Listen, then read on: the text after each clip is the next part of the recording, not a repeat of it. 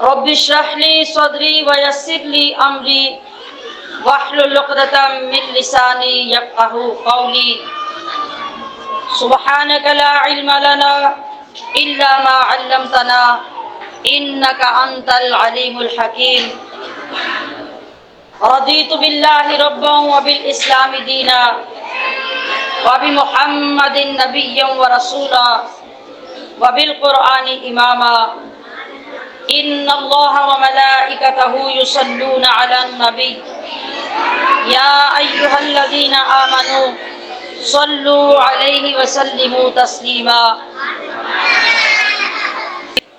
نبی کریم صلی اللہ تعالی علیہ وسلم کی سنت مقدسہ کے مطابق میری طرف سے تمام اہل خانہ کے لیے اظہار تعزیت ہے۔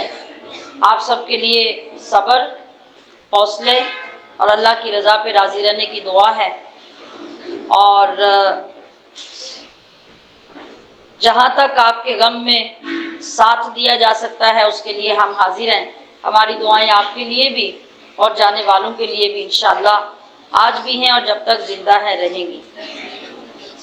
غم کے وقت میں آپ اپنے آپ کو اکیلا نہیں سمجھیں، ہم ہر طرح سے آپ کے ساتھ ہیں، اور جتنا ساتھ ایک بندے کے بس میں ہو سکتا ہے وہ اتنا ہی دے سکتا ہے۔ لیکن یہ نبی علیہ الصلوۃ والسلام کی سنت ہے۔ یاد رکھیے، کچھ لوگ یہ کہتے ہیں کہ دعا کرنی ہے، گھر بیٹھ کے بھی کر لو، پہنچ جائے گی تو ٹھیک ہے، پہنچ جائے گی، اس میں کوئی شک نہیں ہے۔ بعض لوگ کہتے ہیں دعا کی ضرورت ہی کوئی نہیں، جو کرنے والا کر کے ٹر گیا بس ہوگا وہ نہیں پڑتا۔ دونوں باتیں غلط۔ اپنے آپ پہ ظلم نہ کریں، نہ جانے والے پہ ظلم کریں۔ یہ دنیا بہت جلد ختم ہونے والی ہے۔ اپنے عقائد کو ٹھیک کر لیں، اپنی اصلاح کر لیں، اور جو قرآن و حدیث کا راستہ ہے اس پہ چلیں، تاکہ اپنا بھی فائدہ ہو جائے، جانے والوں کا بھی، جو پیچھے ہمارے نسلیں آئیں گی ان کا بھی فائدہ ہو جائے۔ اگر آپ میں سے ایک بندہ غلط راستے پہ چل پڑا، اس نے اپنا عقیدہ برباد کر لیا، تو وہ صرف اپنا نقصان نہیں کرے گا، قبروں میں گئے ہوئے اپنے ماں باپ کی بھی بربادی کرے گا، اور جو پیچھے نسلیں پیدا کی ہیں ان کو بھی برباد کر دے گا۔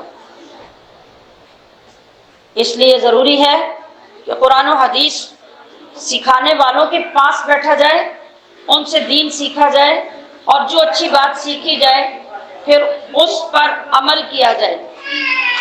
یہی ہمارا سرمایہ ہے دنیا اور آخرت کا۔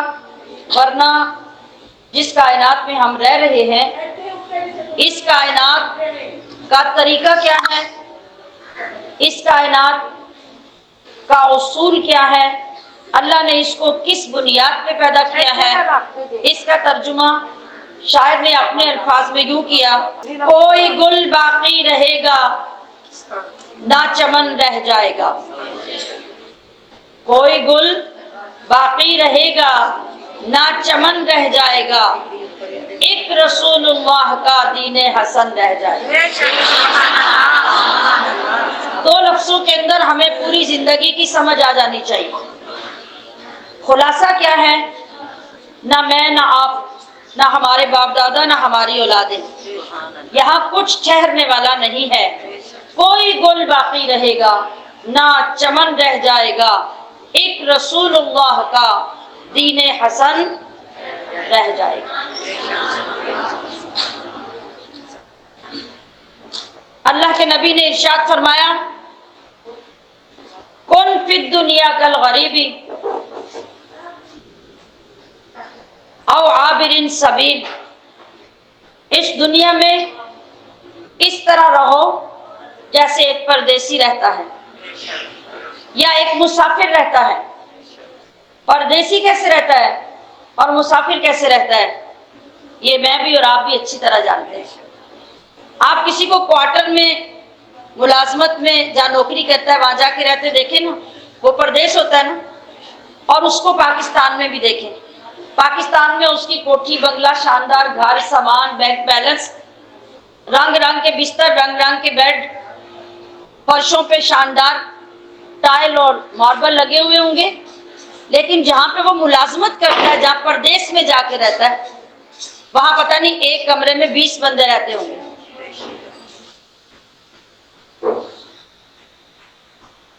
اور 5 سال سے 10 سال سے اگر وہ ایک جگہ پہ رہ رہا ہے، ایک ہی کمبل ایک ہی بستر اس کے پاس ہوگا، اور اگر کوئی ملنے چلا جائے تو اپنی ایمبیرسمنٹ کو مٹانے کے لیے کہے گا پردیس ہے، بس گزارا کرنے لگے ہیں. ایسے ہی ہے نا. اللہ کے نبی نے کیا فرمایا؟ کن فی الدنیا کالغریب، کہ لوگوں اس دنیا میں یوں رہو جیسے پردیسی رہتے ہیں. او عابر سبیل، یا جو راستے کا مسافر ہوتا ہے، وہ کبھی اسٹیشن پہ، کبھی اڈے پہ، کبھی کسی راستے کی مسجد میں رکتا ہے، یا کبھی ہوٹل میں کھانا کھانے رکتا ہے، تو وہ جتنا بھی خوبصورت ہو وہ اپنا کام کرتا اور چلتا بنتا ہے. وہ یہ نہیں کہتا کہ بڑی خوبصورت جگہ ہے تو میں 2 راتیں یہاں رہ لوں. ایسا نہیں ہوتا. یہ اللہ کے نبی نے ہمیں دنیا کا کانسیپٹ دیا، تصور دیا کہ اس دنیا کے ساتھ آپ کا تعلق کیا ہونا چاہیے. میرے اور آپ کے پیارے آقا صلی اللہ تعالی علیہ وسلم آرام فرما رہے ہیں، اوپر سے حضرت عمر فاروق تشریف لے آتے ہیں. آپ اٹھ کر بیٹھے تو جس چارپائی پہ آپ آرام فرما رہے تھے، موٹے بان کی رسیوں کی چارپائی تھی، اور آپ نے اپنی قمیص مبارک اتاری ہوئی تھی، آپ لیٹے ہوئے تھے.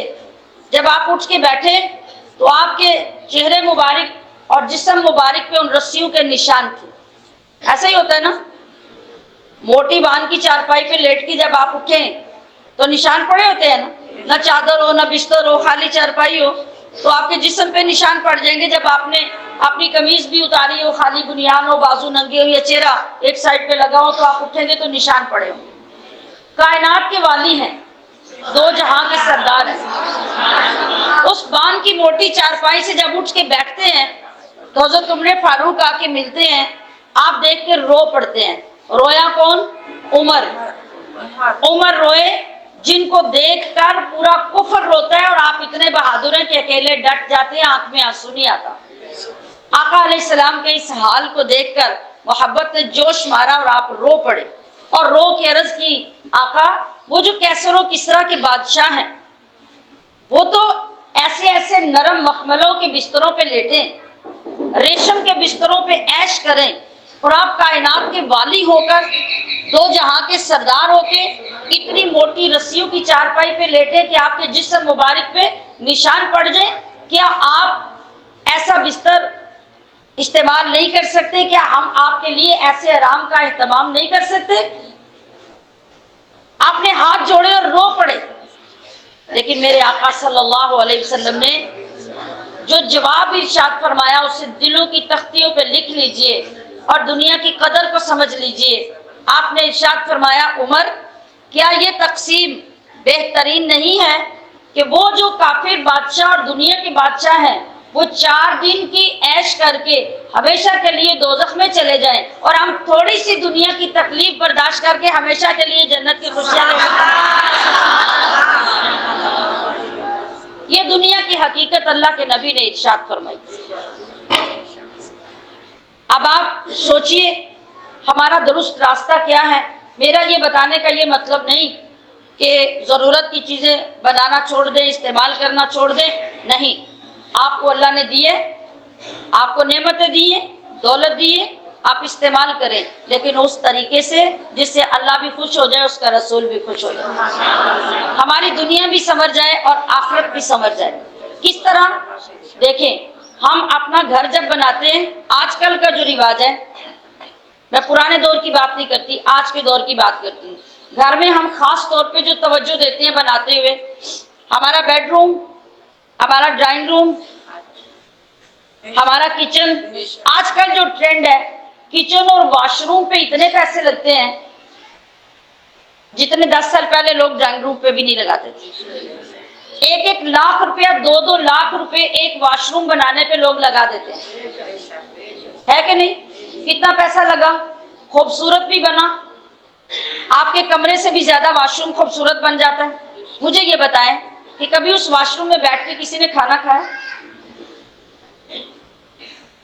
خوبصورت ہے نا، اتنا پیسہ لگایا ہے، چمک رہا ہے، ٹائل لگی ہوئی ہے چھت تک زمین سے لے کے، تو وہاں بیٹھ کے کسی نے کھانا کھایا؟ کبھی کوئی چارپائی بچھا کے سویا وہاں پہ؟ کیوں؟ آپ کو پتہ ہے کہ یہ صرف حاجت کے لیے استعمال کرنے کی جگہ ہے، اس سے محبت نہیں کرنی، اس کو استعمال کر کے فوراً باہر نکل آنا ہے۔ اللہ کے نبی نے یہی سکھایا کہ یہ دنیا جتنی بھی خوبصورت ہو جائے، جتنی شاندار ہو جائے، جتنی نعمتیں اس کی تمہیں مل جائیں، ان کو استعمال ضرور کرو، ان سے محبت مت کرو۔ دو جملوں میں ہمیں حقیقت سمجھ آ جاتی ہے۔ جس طرح آپ واش روم خوبصورت دیکھ کے اتنی محبت نہیں کرتے کہ آپ اس میں چارپائی بچھا کے سونا شروع کر دیں، روٹی لے کے کھانا شروع کر دیں، تو بڑی خوبصورت جگہ۔ اسی طرح فرمایا کہ دنیا جتنی بھی خوبصورت ہو جائے یہ تمہارے برتنے کے لیے ہے، اس کو برتو اور بس اس سے اپنا کام نکالو۔ اصل نظر، اصل تیاری اور اصل تمہارے خیال میں جو چیز بسی ہونی چاہیے وہ آخرت ہونی چاہیے۔ استعمال کرنے سے منع نہیں کیا، دل میں بسانے سے منع کیا۔ اللہ نے دولت دی تو مجھے بتائیے میری ضرورت کتنی ہے اللہ کو پتہ ہے کہ نہیں؟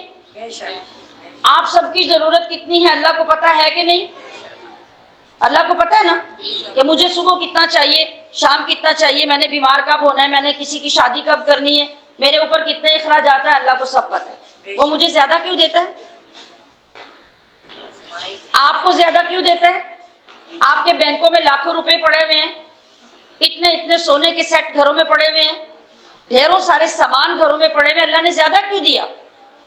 اور جو ہمارے گھر کے ساتھ ایک کسی غریب کا، کمی کا گھر ہے، اس بیچارے کے پاس صبح کی روٹی ہے تو شام کی نہیں ہے، شام کی ہے تو صبح کی نہیں ہے، بچہ بیمار ہو گیا دوائی لانے کے لیے کچھ نہیں ہے، ہسپتال داخل ہونا ہے پاس کچھ نہیں ہے، زمین بیچے گا یا کسی سے قرض لے گا، اپنی بیماری کا علاج کرائے گا، اللہ نے اس کو کیوں نہیں دیا؟ اس کا رب نہیں ہے؟ اس کا رب نہیں ہے؟ اس کا رب بھی ہے، اور میرا اور آپ کا رب بھی ہے۔ مجھے اور آپ کو اس نے بے شمار دے دیا، اور ہمارے ساتھ رہنے والے کی ضرورت بھی پوری نہیں کی۔ وجہ کیا ہے؟ اللہ کے نبی نے فرمایا یہ اللہ کی طرف سے اس کی بھی آزمائش ہے، تمہاری بھی آزمائش ہے۔ اور ہمیں زیادہ دینے کا مطلب یہ ہے کہ یہ سارا تمہارا نہیں، اس کے اندر میرے غریب بندوں کا حصہ ہے، اور اس حصے کے نام بتا دیے، کبھی عشر کا نام، کبھی صدقے کا نام، کبھی زکوٰۃ کا نام، کبھی فطرانے کا نام، کبھی فدیے کا نام، اور کبھی فی سبیل اللہ، اللہ کو راضی کرنے کے لیے تطوع کے طور پہ اس کی مدد کرنا، یتیم کو یتیم سمجھ کے، مسکین کو مسکین سمجھ کے، غریب کو غریب سمجھ کے، یہ اللہ نے زیادہ تمہیں اس لیے دیا ہے۔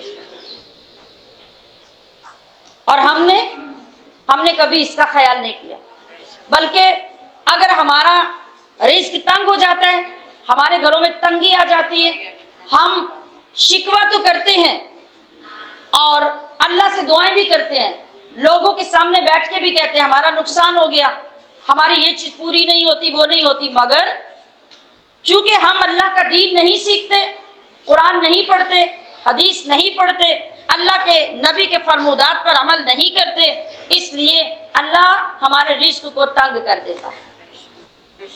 یہ اس کا ضابطہ ہے، اس نے مختلف طریقے رکھے ہیں جن کی وجہ سے آپ کے رزق میں برکت ہوتی ہے، اور مختلف طریقے وہ ہیں جن کی وجہ سے آپ کا رزق تنگ ہو جاتا ہے۔ آپ کے گھر میں جھوٹ، غیبت، برائی، اللہ کی نافرمانی، بے نمازی ہونا، یہ سارے کام کون سے ہیں؟ یہ رزق تنگ کرنے والے ہیں۔ گھر کے اندر بڑوں کا ادب نہ کرنا، ماں باپ کا احترام نہ کرنا، بزرگوں کو عزت نہ دینا، یہ وہ کون سے کام ہیں جن سے رزق ہمارا تنگ ہو جاتا ہے۔ آج یہ ساری چیزیں کس گھر میں نہیں ہیں؟ ہر گھر میں ہیں، اور ہر کوئی اپنے سے 4 سال بڑے کو بیوقوف سمجھتا ہے۔ وہ ماں ہے، ساس ہے، بڑی بہن ہے، بڑی بھابھی ہے، کوئی بھی ہے، وہ کہتے ہیں تینوں کڑی گل نہ پتہ ہے، یہ زمانہ اور ہے، تمہارا زمانہ اور تھا۔ سنیے ذرا، ہمارے گھروں میں جو یہ غلط طریقہ رائج ہے، اس کے نقصانات کتنے ہیں اور اس کا احترام کا فائدہ کتنا ہے۔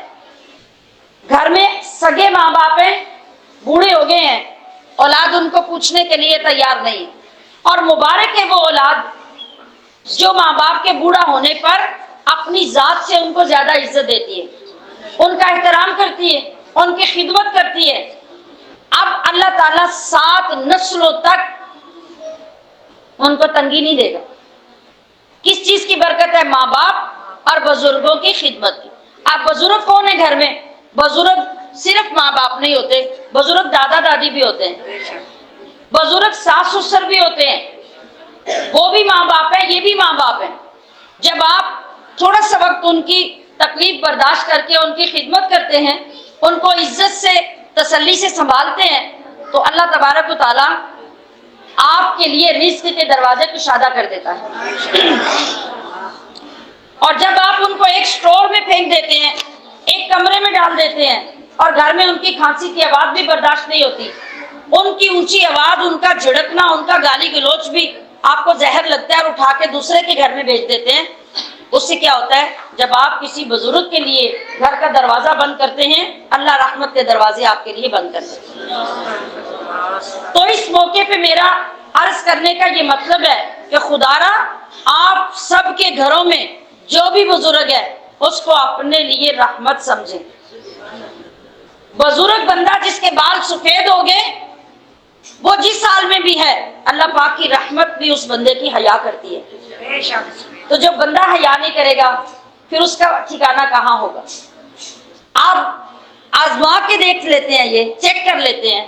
اور میں ابھی خالہ جی فضلہ صاحبہ کی بات کر رہی ہوں، جن کے کل پہ ہم سارے جمع ہوئے ہیں۔ آپ مجھے بتائیے، 5 سال سے وہ چارپائی پہ پڑے ہیں، چل نہیں سکتے، اٹھ کے کام نہیں کر سکتے، اپنی ضرورت کے لیے بھی وہ اپنا سٹینڈ لے کے بمشکل واش روم میں جاتے ہیں۔ مجھے بتائیے کہ پورے خاندان کے لیے اور پورے گاؤں کے لیے اس حال میں بھی ان کے گھر کا دروازہ کھلا تھا یا نہیں؟ کھلا تھا نا؟ اولاد کے لیے، بہن بھائیوں کے لیے، پوتے پوتیوں کے لیے، سب کو پتا تھا کہ یہ ہمارا بڑا گھر ہے، اور ہماری دادی نانی اگر چارپائی پہ بھی پڑی ہیں تو ان کا دروازہ کھلا ہے، ہمارا گھر ہے۔ اب ان کے ساتھ گھر میں رہنے والا تو کوئی بھی نہیں ہے، اب گھر تو بند ہو گیا۔ ایک بندے کے لیے جانے کی وجہ سے اتنی برکت ختم ہو گئی کہ سارے خاندان کے لیے گھر کا دروازہ بند ہو گیا۔ ایک بزرگ اور بوڑھے بندے کا یہ فائدہ، گھر میں اتنا فائدہ ہوتا ہے کہ آپ اس بوڑھے بیمار کو چارپائی پہ لیٹا بھی چھوڑ جاتے ہیں، آپ کو گھر کے تالے نہیں لگانے پڑتے۔ یہ باتیں سوچنے کی ہیں اور یہ قرآن و حدیث سے ثابت بات ہے۔ لیکن جب وہ بیمار اور معذور بندہ بھی گھر سے نکل جائے گا تو آپ کے گھروں کو تالے لگ جائیں گے، گھر برباد ہو جائیں گے۔ لیکن ہماری نوجوان نسل ان باتوں کو سمجھنے سے قاصر ہے۔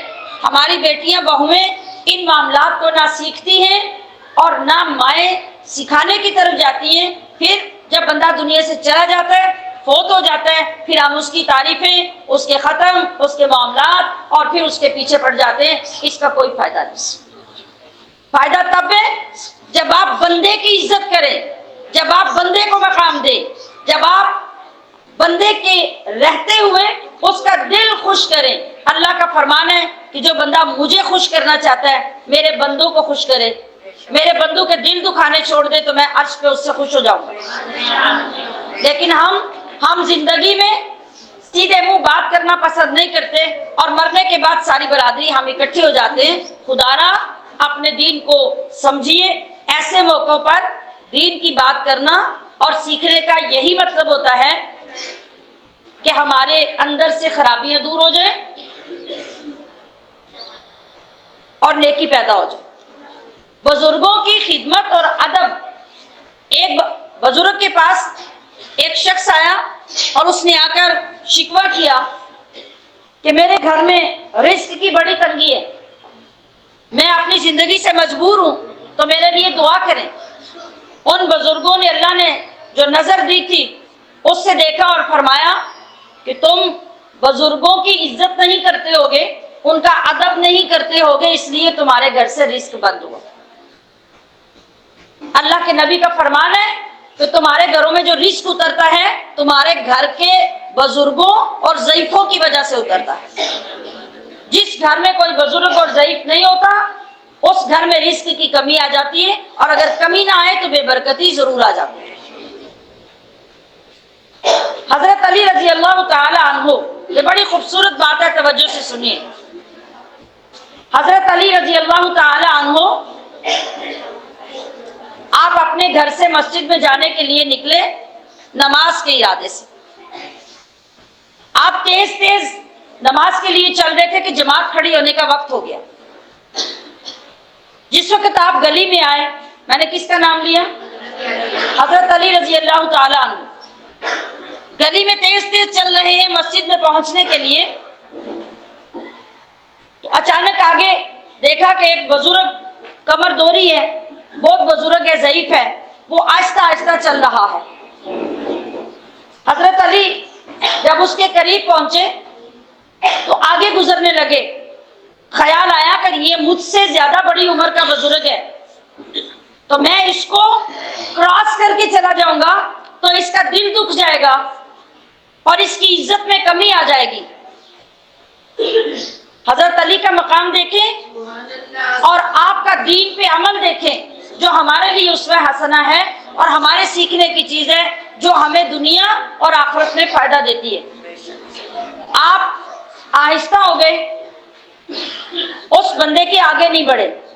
آج ہم سگی ماں کو بھی اپنا نوکر سمجھتے ہیں۔ میں طالبات کو بھی ہزاروں مرتبہ یہ بات سمجھا چکی ہوں کہ آپ کی تعلیم کا اثر اور فائدہ یہ نہیں کہ آپ اپنے آپ کو بڑا سمجھنے لگے، آپ کا باپ آئے اور آپ کی ماں آئے تو آپ کا سامان اور بوجھ وہ اٹھا کے آپ کے آگے چلے اور آپ اپنے پرس ڈال کے پیچھے چلے۔ تعلیم یہ نہیں ہے، آپ کو دین یہ نہیں سکھاتا، بلکہ دین یہ سکھاتا ہے کہ ماں کو دیکھ کے اس کے ہاتھ چومیں اور اس کا وزن آپ اپنے پاس لے لیں، نہ کہ اپنا وزن ماں کے سر پہ اٹھا دیں کہ وہ اس لیے لے کے چلے کہ آپ نے برقع پہنا اور آپ نے پرس پکڑا ہے۔ آپ کی تعلیم یہ نہیں ہے۔ حضرت علی ایک عام بندہ بوڑھا چل رہا ہے، آپ اس کو چھوڑ کر آگے نہیں بڑھے۔ ادھر جماعت کھڑی ہو چکی ہے، آپ اس لیے تیزی کر رہے ہیں کہ میری رکعت ضائع نہ ہو جائے اور رکوع میں جانے سے پہلے پہلے، رکوع سے اٹھنے سے پہلے پہلے میں جماعت کو پالوں۔ مگر آگے حالات بدل گئے، آپ اس بوڑھے کے پیچھے پیچھے چل رہے ہیں، اس کے آگے نہیں بڑھے۔ جب مسجد کا دروازہ آیا، توجہ فرمائیے میری طرف، جب مسجد کا دروازہ آیا تو حضرت علی نے کیا دیکھا کہ وہ بوڑھا تو مسجد میں نماز پڑھنے گیا ہی نہیں، وہ تو کسی کام جا رہا تھا، وہ آگے نکل گیا اور حضرت علی جلدی سے مسجد میں داخل ہو گئے۔ اب جب حضرت علی مسجد میں داخل ہوئے تو جب آپ چلے تھے تو رکعت شروع ہو گئی تھی نماز کی، لیکن اندر جا کے کیا دیکھا کہ نبی علیہ الصلوۃ والسلام جو نماز پڑھا رہے ہیں، آپ ابھی تک رکوع میں ہیں، آپ نے ابھی تک رکوع سے ساری نہیں اٹھایا۔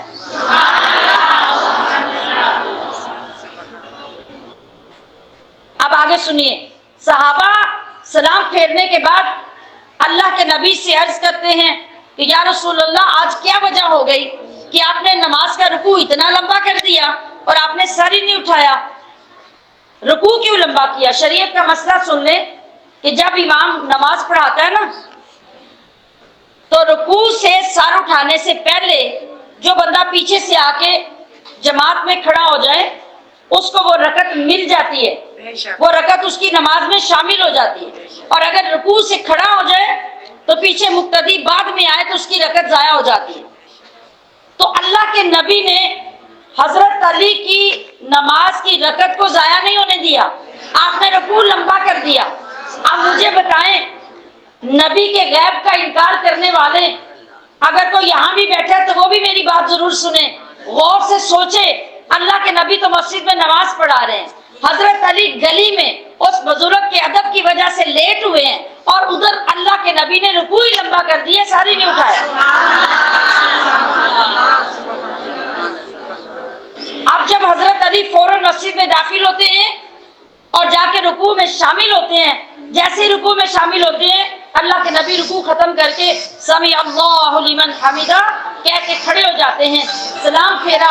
صحابہ نے عرض کی کہ یا رسول اللہ، آج بڑا انوکھا رکوع ہوا ہے کہ اتنا لمبا رکوع تو آپ نے کبھی نہیں فرمایا۔ آپ صلی اللہ علیہ وسلم نے ارشاد فرمایا کہ میں جب نماز میں کھڑا تھا تو اللہ نے میرے پاس فرشتے کو بھیجا اور مجھے اطلاع کی کہ علی ایک بزرگ کے ادب کی وجہ سے نماز سے لیٹ ہو رہا ہے، اے حبیب اپنی رکعت کو لمبا کر دے جب تک علی مسجد میں تھا۔ اچھا غور کیجئے، وہ جس بزرگ کا حضرت علی نے ادب کیا، نہ ان کا باپ، نہ چچا، نہ دادا، کوئی بندہ، اور سب سے بڑی بات یہ کہ انہوں نے تو یہ سمجھا کہ یہ بھی ایک بزرگ ہے، نماز کے لیے جا رہا ہے، میں آگے نکل گیا تو وہ پریشان ہو جائے گا کہ میں بھی جوان ہوتا تو میں بھی جلدی چلا جاتا، میں بوڑھا ہوں تو پیچھے رہ گیا ہوں، اس کا دل دکھے گا۔ حضرت علی نے قدم آگے نہیں بڑھایا، لیکن مسجد کے پاس پہنچ کے وہ بندہ تو نماز پڑھنے گیا ہی نہیں، وہ کسی اپنے کام آگے نکل گیا، لیکن آپ نے جو ادب کیا، آپ نے جو احترام کیا، اللہ نے اتنا بڑا انعام دیا کہ اپنے نبی کو فرما دیا کہ میرے علی کی رکعت ضائع نہیں ہونی چاہیے۔ میرا سوال یہ ہے کہ ہم اگر اپنے گھر میں سگی ماں، سگے باپ، ساس یا سسر کا کم سے کم اتنا ہی احترام شروع کر دیں کہ وہ ہمارے گھر میں بزرگ ہیں، ہمارے لیے رحمت ہے، ہماری روزی کا ذریعہ ہے، ہماری برکت کا ذریعہ ہے، تو ہمارے گھر امن کا گہوارہ بن جاتے ہیں اور ہماری بخشش کا سامان ہو جاتے ہیں۔ تو زندگی میں خدا را اپنے بزرگوں کی خدمت کرنا سیکھیں، ان کے دل راضی رکھنا سیکھیں۔ میں یہ نہیں کہتی کہ بزرگ فرشتے ہوتے ہیں، بزرگ تو بڑے بڑے ڈاڈے بھی ہوتے ہیں، سارا دن صبح ہوتی ہے تو گالیاں دینے لگتے ہیں، رات تک وہ گالیاں دیتے رہتے ہیں، لیکن آپ یہ سوچیں کہ آپ کیا ایک کلمہ سختی کا برداشت کرنا یا گالی برداشت کر کے اللہ کی رضا کے لیے آپ کے اپنے درجات کتنے بلند کریں۔ تو آپ یہ سوچیں کہ مجھے ان سے غرض نہیں ہے، میں نے تو اپنی بخشش کا سامان کرنا ہے، لہٰذا یہ جو بھی کرتے رہے، میں نے اپنی خدمت کا حق ادا کرنا ہے۔ ہمارے لیے یہ دنیا، یہ گھر دائمی ہرگز نہیں ہے۔ میں نے قرآن پاک کی آیت بھی یہ پڑھی کہ والآخرۃ خیر وابقیٰ، آخرت کا گھر بہترین اور شاندار گھر ہے مومن کے لیے، اور ابقیٰ کا مطلب ہے کہ ہمیشہ باقی رہنے والا، نہ وہ گرے گا، نہ ٹوٹے گا، نہ ختم ہوگا، نہ پرانا ہوگا، اور نہ ہی وہاں جنت میں کوئی زلزلے، کوئی طوفان، کوئی آندیاں، کچھ ایسا آئے گا کہ کوئی گر جائے گا یا خراب ہو جائے گا۔ ابقیٰ ہمیشہ رہنے والے ہوں گے۔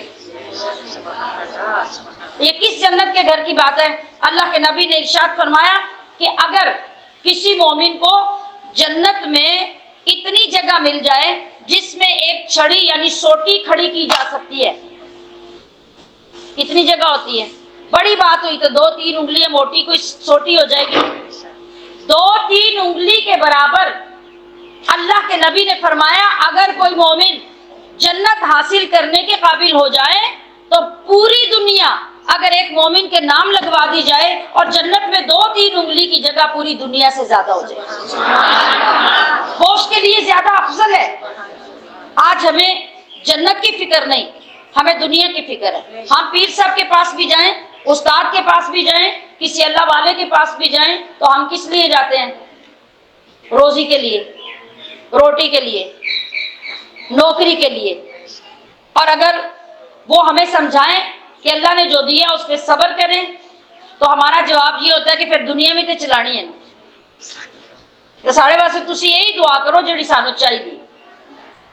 یہ طریقے بدلنے چاہیے، اس لیے کہ جس شخص کو اللہ کی ذات اقدس پہ کامل یقین ہو جاتا ہے، اللہ اس کا یقین کبھی نہیں توڑتا، اور جب ہم اپنے آپ کو زیادہ سیانہ سمجھتے ہیں تو اللہ ہماری کبھی پوری نہیں پڑنے دیتا۔ والآخرۃ خیر وابقیٰ، یہ گھر جتنا عالی شان آپ سونے کی اینٹیں لگا کے مکان بنا لینا تو جنت کے ایک ذرے کے برابر بھی آپ کے گھر کی ویلیو نہیں ہے، اس لیے کہ یہ فنا ہونے والا ہے۔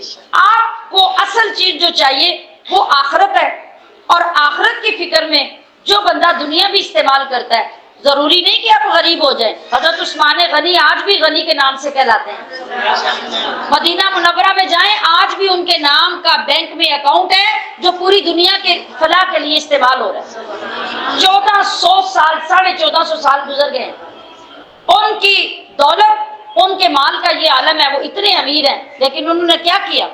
انہوں نے پتہ نہیں کتنی بار جنت کا سودا کیا، کتنی بار پوری کی پوری جنت خریدی اسی مال سے۔ تو اگر ہم مال کی حقیقت کو سمجھ کر اس کو استعمال کریں، یعنی اپنے لیے بھی خرچ کریں، غریبوں کے لیے بھی، یتیموں کے لیے بھی، محلے داروں کے لیے بھی، اولاد کے لیے بھی، غریب رشتہ داروں کے لیے بھی، اور مرنے والوں کے لیے ہماری سب سے بڑی نیکی کیا ہے کہ ہم ان کے پیچھے صدقہ جاریہ کریں، تاکہ ہم بھی جب مر جائیں تو ہماری کی ہوئی نیکی بھی ان کے پیچھے ہمارے کام چلتا رہے۔ مرنے والوں پر سب سے بڑی نیکی یہ ہے، ہم کھلانے پلانے پہ جو مال سارا اسی وقت خرچ کر دیتے ہیں، اور برادریوں کی رسموں کو نبھانے کے لیے اللہ کا یہ حکم نہیں ہے۔ اللہ کا حکم ہے مرنے والے کے لیے زیادہ سے زیادہ دعا کریں، قرآن پڑھیں، نوافل پڑھیں، استغفار کریں، اور اللہ کی راہ میں زیادہ سے زیادہ صدقہ دیں، یہ اس کی قبر کی روشنی اور اس کی بخشش کا سامان ہے۔ ہاں، جو مہمان آئے ہیں ان کو اچھے طریقے سے کھانا کھلا دیں، لیکن مقابلے کے لیے نہیں، فلاں نے حلوہ پکایا تھا تو مجھے زردہ پکانا ہے، فلاں نے سوجی کا حلوہ پکایا تھا تو میں تو گاجر کا بنا کے کھلاؤں گی، یہ ساری رسمیں ہیں، یہ اللہ کو راضی کرنے والی نہیں۔ ہمیں دین سیکھنا ہے، اور دین سیکھے بغیر ہماری بربادی ہے، دنیا میں بھی اور آخرت میں بھی۔ دیکھیے، ہم یہ سمجھتے ہیں کہ ہم نے فلاں نے برادری نے بڑا اچھا کفن ڈالا اور بڑا اچھا ختم کیا تو یہ مرنے والے کے لیے تبھی فائدہ ہے؟ نہیں، مرنے والے کے لیے دو چیزیں فائدہ مند ہیں، ایک اس کے اپنے نیک اعمال، اور دوسرے اس کے مرنے کے بعد اس کے خاندان کی نیکیاں اور اس کے لیے صدقہ خیرات، جو قبر میں اس کو فائدہ دے گا۔ اگر دنیا کا معیار آخرت کے معیار کے ساتھ کمپیئر کرنے سے فائدہ ہوتا تو دیکھیے، حضور نبی کریم صلی اللہ علیہ وسلم کے چچا حضرت امیر حمزہ میدان احد میں، جنگی احد میں شہید ہو جاتے ہیں، اور آپ کے ساتھ اور بھی بہت سارے لوگ شہید ہوئے۔ ایک صحابی سعد بن ابی وقاص تھے، اور اس کے علاوہ اور کئی صحابہ اکرام جو اس جنگ میں شہید ہوتے ہیں۔ ایک بہت امیر کبیر صحابہ تھے جو اسلام لانے سے پہلے شہزادوں کی طرح اپنی پہچان رکھتے تھے، اکلوتے بیٹے تھے، اور جب اسلام لائے گھر والوں نے قطع تعلقی کر دی، سب کچھ لے لیا، حتیٰ کہ جسم کے کپڑے بھی لے لیے، کہا کہ جس نبی کا کلمہ پڑھا نکل جاؤ، اس کے پاس چلے جاؤ، وہ جانے تم جانے، ہمارے ساتھ تمہارا کوئی تعلق نہیں۔ اب وہ بھی جنگی احد میں شہید ہو جاتے ہیں۔ حضور نبی علیہ السلام کے چچا امیر حمزہ رضی اللہ تعالیٰ عنہ، اور وہ دونوں قریب قریب لاشیں پڑی ہیں۔ آپ کی پھوپھی جان، نبی علیہ السلام کی پھوپھی حضرت صفیہ جو حضرت امیر حمزہ کی بہن ہے، وہ دو چادریں لے کر آتی ہیں کہ یا رسول اللہ میرے بھائی کو ان چادروں میں کفن دے دیں۔ ان کے بھائی ہیں، حضور کے چچا ہیں۔ حضرت امیر حمزہ بڑے اونچے لمبے، بڑے چوڑے، بڑے سفید چٹے، شاندار شخصیت کے مالک تھے، اور وہ جن صحابی کا میں ذکر کر رہی ہوں وہ بھی اسی طرح بڑے اونچے لمبے قد کے عرب نوجوان تھے۔ آپ صلی اللہ علیہ وسلم نے جب دیکھا کہ یہ دو چادریں میری پھوپھی جان میرے چچا کے لیے لائی ہیں، تو دیکھا کہ وہ صحابی بھی بغیر کفن کے پڑے ہیں، تو آپ نے ارشاد فرمایا کہ یہ ہمارے نام پہ، اسلام کے نام پہ شہید ہوئے ہیں، اب میری ذمہ داری یہ نہیں ہے کہ میں اپنے چچا کو تو کفن دے دوں اور یہ بغیر کفن کے پڑے رہیں۔ ہم تو چچا کے وارث ہیں، اور یہ ہمارے غلام ہیں، یہ ہمارے صحابی ہیں، ہم ان کو چھوڑ کر صرف اپنے چچا کو کفن نہیں دے سکتے۔ تو پھر حضرت صفیہ نے عرض کی کہ اللہ کے حبیب آپ ایسا کریں کہ ایک چادر میں حضرت امیر حمزہ کو کفن دے دیں اور دوسرے میں صحابی کو دے دیں۔ اب دیکھا کہ ایک چادر چھوٹی ہے، ایک چادر بڑی ہے، آپ نے اس میں بھی کس چیز کا انتخاب کیا کہ جو چادر بڑی تھی وہ صحابی کو دی، جو چھوٹی تھی وہ اپنے چچا جان کو دی۔ لیکن دونوں کے قد اتنے لمبے تھے کہ وہ بڑی چادر جو تھی وہ جب صحابی پہ ڈالی، اگر سر ڈھانپتے تھے تو پیر ننگے ہوتے تھے، اور پیر ڈھانپتے تھے تو سر ننگا ہوتا تھا، چادر ان کے جسم پہ پوری نہیں آئی۔ ادھر حضرت امیر حمزہ کو بھی جب چادر دی، اگر سر ڈھانپے تو پیر ننگے، پیر ڈھانپے تو سر ننگا۔ اب وہ چادریں دونوں چھوٹی ہیں، ذرا غور کیجیے گا، یہ کائنات کے والی کفن دے رہے ہیں۔ آج ہمارے لیے سوٹ کوانا ہے کہ سوا سوٹ کوانا ہے، ان لوگوں آپ نے کیا فرمایا؟ آپ نے فرمایا کہ ان دونوں کے سروں کی طرف چادر ڈال دو، جو پیر ننگی ہو رہے ہیں قبر میں ڈالنے کے بعد اس کے اوپر سبز گھاس ڈال دو، گھاس کے ساتھ پیر ڈھانپ دو اور سر چادر کے ساتھ ڈھانپ کے دونوں کو قبر میں رکھ دیا جائے۔ صحابہ کرام پریشان ہو رہے ہیں کہ حضور کے چچا ہیں اور آپ کے لیے کفن پورا نہیں ہو رہا۔ آپ علیہ السلام نے فرمایا صحابہ فکر مت کرو، تم جب انہیں قبر میں رکھو گے نا اور رکھ کے قبر کو بند کرو گے اور قبر سے ہٹو گے، بس اتنا ہی ٹائم لگے گا، میرا رب جنت کے جوڑے ان کو قبر میں پہنچا۔ یہ ہے مومن کی حقیقت۔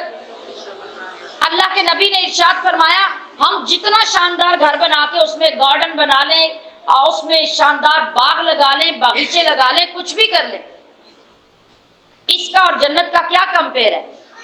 آپ علیہ السلام نے فرمایا کہ جو قبر ہوتی ہے، اگر مومن نے دنیا میں اللہ کو یاد رکھ کے نیک اعمال کیے اور اللہ کو نہیں بھولا تو اس کی قبر القبر روضۃ من ریاض الجنہ، جنت کے باغوں میں سے ایک باغ بن جاتا ہے۔ بس دفنانے کی دیر ہوتی ہے کہ مومن کی قبر باغ میں تبدیل ہو جاتی ہے، اور باغ دنیا کا نہیں جنت کا۔ تو خلاصہ کیا ہے کہ آج دنیا میں ہمیں نیک اعمال نہیں بھولنے چاہیے، اللہ کے احکام نہیں بھولنے چاہیے، اللہ کے دین کو اگنور نہیں کرنا چاہیے۔ دنیا میں جو ذمہ داریاں اللہ نے آپ کی لگائی ہیں وہ قرآن و حدیث کے مطابق پوری کرنی چاہیے، اور آخرت کی تیاری میں وہ گھر جو خیر و ابقا، بہترین، شاندار اور ایسا بے مثال ہے کہ دنیا میں اس کا ہم پلہ کچھ نہیں، وہ اللہ آپ کو عطا کرے گا۔ آج دنیا میں ہم رہتے ہیں، ہم کہتے ہیں کہ ہماری ماں ہماری جس گھر میں ہے وہ گھر ہمارا خوبصورت ترین گھر ہے، اور 10 سال کے بعد بھی بچہ آئے نا باہر سے تو ماں کا دل کرتا ہے کہ بیٹے کے لیے وہ نعمت استقبال کے لیے رکھوں کہ جو کسی نے نہ رکھی ہوں۔ ماں کے بس میں ہو تو بیٹے کے آنے سے پہلے گھر ہی نیا بنوا دے۔ ماں کی محبت ہے، اور بیٹے کو بھی پتا ہے کہ جو محبت مجھے ماں سے ملنی ہے وہ کسی سے نہیں ملنی۔ یہ ایک ماں ہے نا، ایک ماں کی محبت کا یہ معیار ہے، اور اس کے لیے پلٹ کے ہم امریکہ سے، یورپ سے، انگلینڈ سے واپس آتے ہیں کہ ماں کو ملائیں، ماں کو دیکھائیں، اس گھر میں ہماری ماں ہے وہ ہمارا انتظار کر رہی ہے۔